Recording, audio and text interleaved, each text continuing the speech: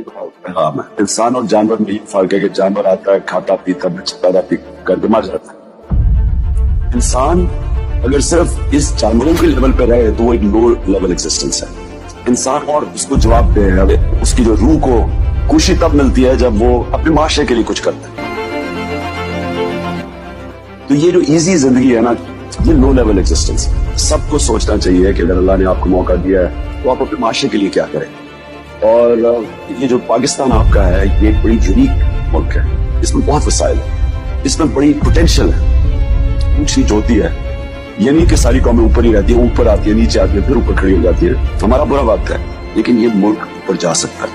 वो जाएगा तब जब यंग लोग जिम्मेदारी लेंगे। एक चीज याद रखें, फाइनल मेरी चीज, कि कभी जब एक माशरे में जुल्म और नाइंसाफी हो, आप मजलूम के साथ खड़े हो। अगर आप मजलूम के साथ नहीं खड़े होते,